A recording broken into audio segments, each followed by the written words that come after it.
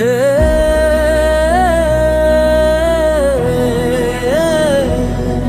ఓ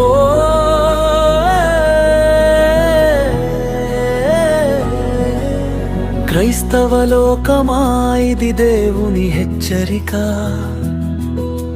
మరచిపోవద్దు సిలువ వేసిన సువార్తను. పాపులందరి కోసం ప్రభువైన క్రీస్తును ప్రాణము పెట్టిన అసలైన సువార్తను. ఇదే ఒకే ఒక సువార్తన, ఇదే నిత్య సత్యము. మాయ మాటల వలలో పడొద్దు ఓ క్రైస్తవ లోకమా. ఇదే వార్త లోకానికి సువార్త, ప్రభువైన యేసుక్రీస్తు పాపుల కోసం ప్రాణం పెట్టును. ఇదే వార్త లోకానికి సువార్త, ప్రభువైన యేసుక్రీస్తు పాపుల కోసం ప్రాణం పెట్టును.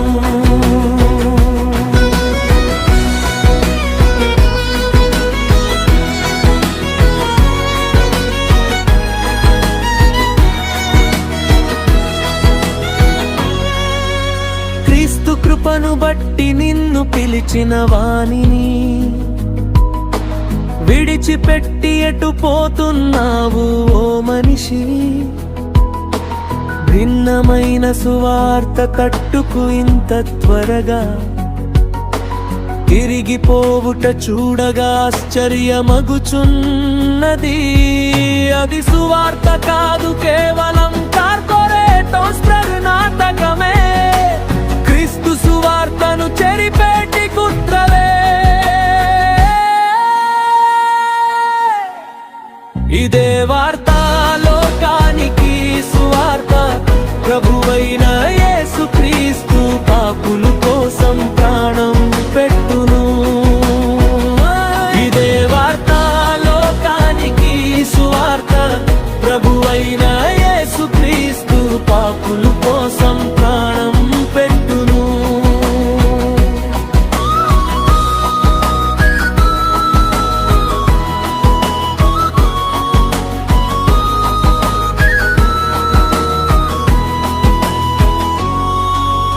ఆశీర్వాదాలు, ఐశ్వర్యం, డబ్బులంటూ మేలులు, స్వస్థతలు, లోక సుఖాలంటూ సొంత లాభం కోసం వలవేయు దొంగ పాస్టర్లు కలవర పెడుతున్నారు ఆ కార్పొరేట్ కాపరులు. లోక సంబంధమైన ఆశలు చూపుతూ ఆత్మను మోసపుచ్చు వ్యాపారులు వారు.